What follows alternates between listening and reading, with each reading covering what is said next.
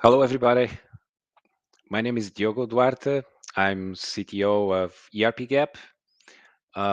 We are here with Carlos and Leonardo. They are uh, team leaders from the development team for Odoo and Vuestorefront / Next. We are very happy to announce our 1.4 release for Vuestorefront Odoo Connector.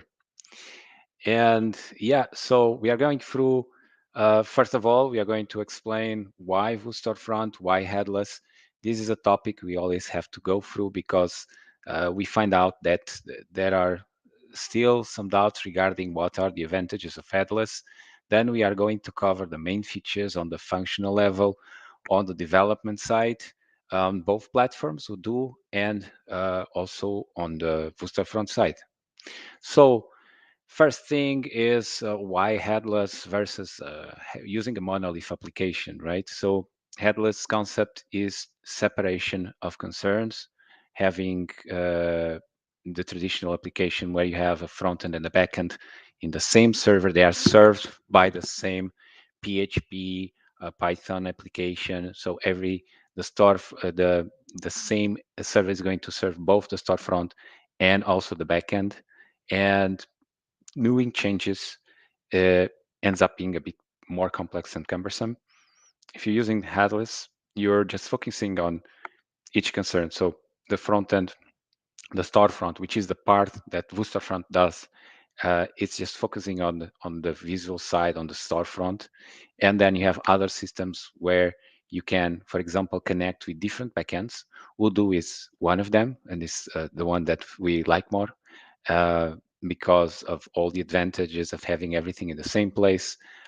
Sometimes you need to integrate with different things, like having a CMS, like for example, Contentful or a Storyblock, where you can syndicate content to other platforms, not only your commerce website.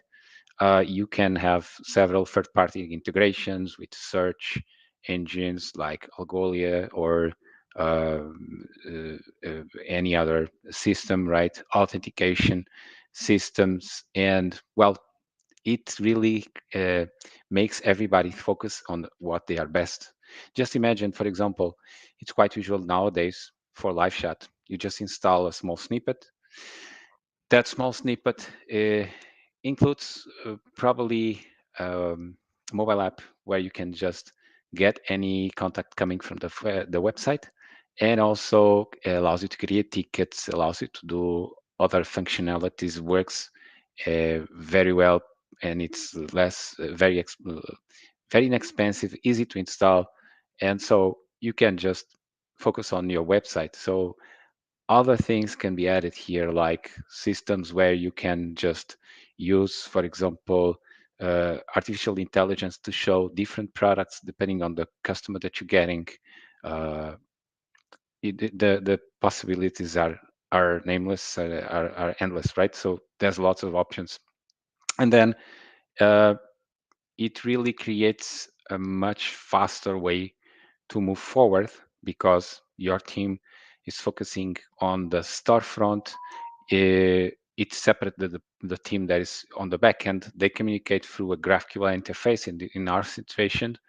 And so you really don't need to deploy one system for deploying the other. And most times, right, if there's no interdependency. And so there's lots of advantages in that. Now, how does it work?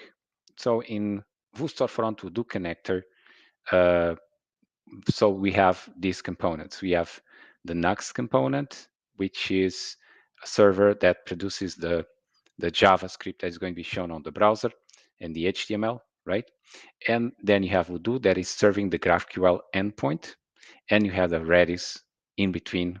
And so how it works is the following. So you have a user on the browser. He calls for a page. That page is going to be served by Next. Next is going to connect to Odoo to get the data, just data. It's not going to get any templating, any CSS, whatever. That is all stored in Next. And then uh, so next is going to serve the page and serve it to the client. If the page, if the data that is requesting to do already exists in Redis, is not going to request it, and so that makes the cycle much faster. Then, of course, if you change a product in Odoo or change a category, what happens is that Odoo is going to call next through a route using an invalidation token to invalidate everything that is related with that product. And so next customer that appears or next request is going to call back Odoo once more and then store again those informations in Redis so that you don't need to constantly hit the backend. That it brings the advantage also of enhanced performance, as you don't need to rely so much on having a backend to serve everything that you're going to publish to your users, right? So this is how it works. Uh, Now we are going to talk about the main new features that this 1.4 version has. Carlos will start. Of course, you have the list on GitHub. You can go to the release tag 140 here and get the complete list. These are the most important ones. So I'm just moving uh, the talk to Carlos. Carlos is here. Okay. Got you, Carlos. So please, you can proceed. Thanks, Diego. So a new feature that we have now on Vuestorefront is SEO Friendly Slugs.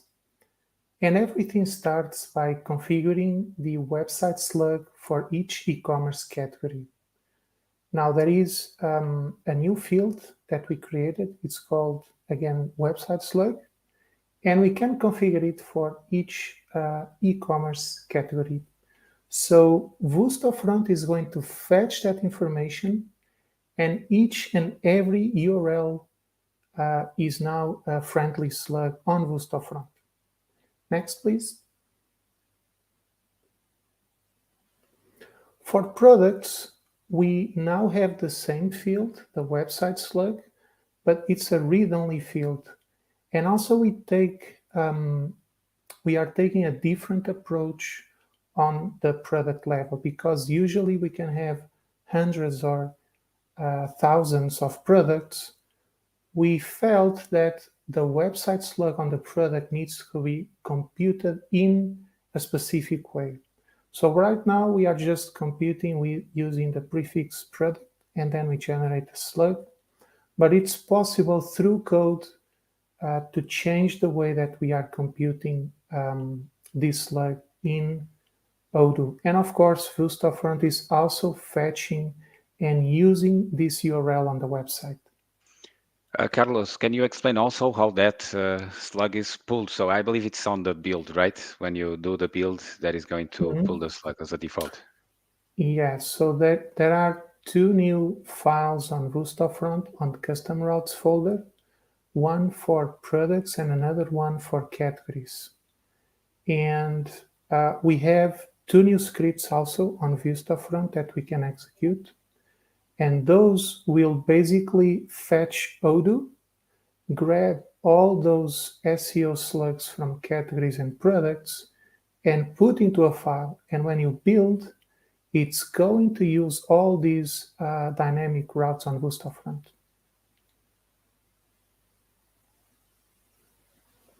Now, another new feature we have is coupons and gift cards.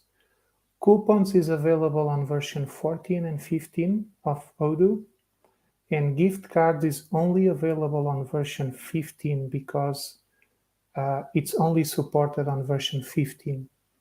And the way this works is very similar compared with the Odoo website. We basically generate these coupon codes in Odoo, and we can apply them on Vuestorefront. And it works, again, in a very similar way compared with the Odoo website. That's really something that we it's something that we usually have to explain. So we depend on the website module from Odoo, and all the configuration, the settings that you have on Odoo, we are going always to use it as a default. Like for example, multiple websites and anything that we need on the website is related to that, right? So uh, that. Exactly. We try to use as much as possible from what we have already in Odoo. All right, thanks, Carlos. So a new feature, it's only available on version 15 and it's called image optimization. And we have done a couple of things to optimize images. So we are now supporting the new WebP format. That's the first feature. Then we are now also doing compression. And besides compression, we allow now to specify a width and a height for the image. And the way this works is by extending the default height of the image. Usually in Odoo, we use the /web/image, and then we have the name of the model, the ID of the record, and the field, the binary field on the record. So that's the default one. And we basically extended that route and we added two new things. The first one being the actual size in terms of width and height, and the other one for the file name. The file name is really necessary because we can have several supported formats. For example, the ones that we have on the example, we have the same image but using different formats. The first one represents WebP, the second one represents JPEG. Those two images are going to be cached on the CDN, but since they have a different file name, they will be cached differently, which is obviously what we want here. And you also have the possibility of centering the image, right? Exactly. That is done by default. And it's basically automatic. So the way we do is we resize, and Odoo already does this by default. So it resizes in terms of width and height, and centers also the image. And we can apply a new background as well, which is part of the new configuration that we call Vuestorefront images inside the website configuration. And we have three new options. The first one being quality, which defines the level of compression. 100% means no compression. And if you start to decrease, then it's going to compress. The background is the background that we want to use for the image. We support transparency unless it's JPEG. If it is JPEG, we basically cut the last part, which is the transparency. And finally, we have the resize whitelist. It's a list in pixels of width and height supported, which we have basically for security reasons. And the final detail is we don't specifically need to use the WebP extension on the file name. If we don't use the extension on the file name, it's just going to convert to WebP.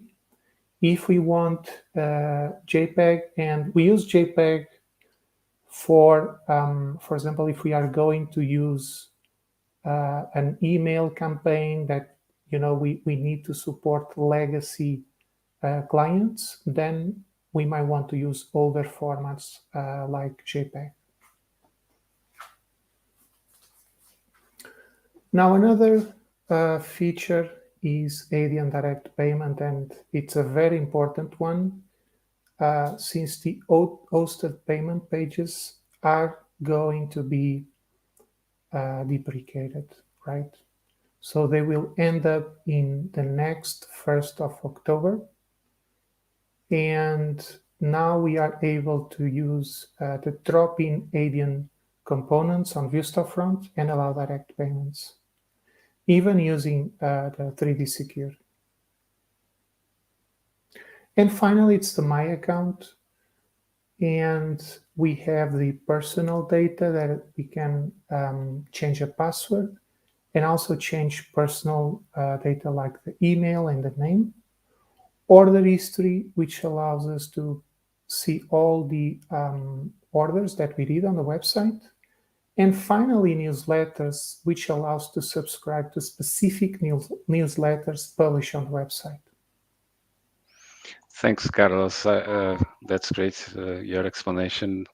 Now, Leonardo, tell us a bit about the next Vuestorefront site. Would be Okay, valuable. thank you, Diogo. Hello, everyone.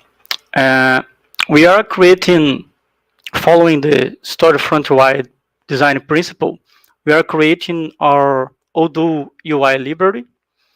And the main goal of this library is to help developers connect the VCF with Odoo features. Like Carlos said, we have coupons, we have a lot of features in Odoo side that we must connect with the Vuestorefront project.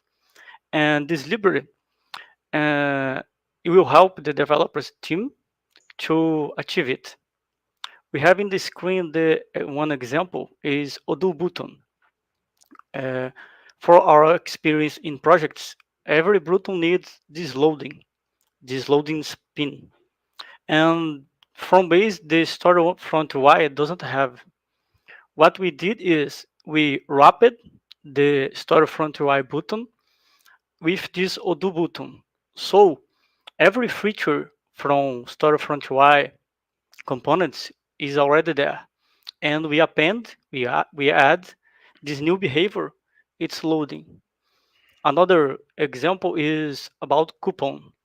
The coupon form is an input text and a button. They are two atoms, and from atomic design principle, combined, they become molecules. So anytime the team needs this coupon form, it normally is in checkout. But for example, we need to add this form in the cart page or the product page. This component is already there. The client will write the coupon code, click on the button, and this component is responsible to communicate with Odoo and apply this code on the cart. And that's the both example. Next, please, Diogo. We have to, like Carol said, the SEO URL friendly slugs. It's a dynamic product and category holds. Uh, we must configure on Odoo. And we created these two scripts to reflect the Odoo configuration in Vuestorefront project. It allows the client more flexibility and control. And these scripts can be integrated in the continuous delivery of the project or can be manually run. Uh, when you run these scripts, they will create a file, two files for the routes and one file for redirects, and we can add them to Git repository. So when the continuous delivery got them, clone the project and run the yarn build, the yarn build will append all these new routes to the next routes. So they will be there. We have the real hot reload too feature. We can even in production change that the hosts, but depends on the infrastructure of the project. Okay, Joe, thanks. All right, Leonardo, thank you very much. And yeah, that really shows that the open source advantage of using your own, let's say, based on an open source project like Vuestorefront, creating your own library of components, making them fit your business needs, the precision that Leonardo was describing, being able to have your own features and building on top of that instead of what usually sometimes it happens is that people will do a redesign and they just start from scratch on everything, even on the platform. And so this allows you to build on top of something that is also supported by a big community. Now, for the roadmap, of course, we don't have yet a firm idea of what's going to happen on next version. But some things it's like a wish list that we can advance. ADN direct payment for version 14 will surely be one of them because it was deprecated. The option of leaving the website to Wadian. So we really need to bring this to version 14, as there we have active projects that need it. Then we also want to improve the offline mode in terms of being able to, in a way that we are not also adding too much load into the backend, because if you're caching things in the browser, it means that at some point in time you're going to issue lots of requests to the browser. And so that is also a disadvantage, or could be a disadvantage, because you will be just putting too much stress in the backend, but it's something that needs to be very defined before we move on. Anyway, there are things that are no-brainer like navigation, and so we are going to focus on that. Then we also think it's important to improve the debugging tools and monitoring so that development can be done easier and can be done faster. And yeah, the rest of the features are still to be defined. Um, we are very enthusiastic with everything that is coming through the future, but at this point, this is the status of the current development. And that's all for now. Thank you for being with us for this moment. If you have any doubts, just reach out to us through our website. We have a contact form, or email me, direct me, or contact me on LinkedIn. And thank you for listening. See you. Bye bye. Thanks, guys. Bye bye. Bye, thanks.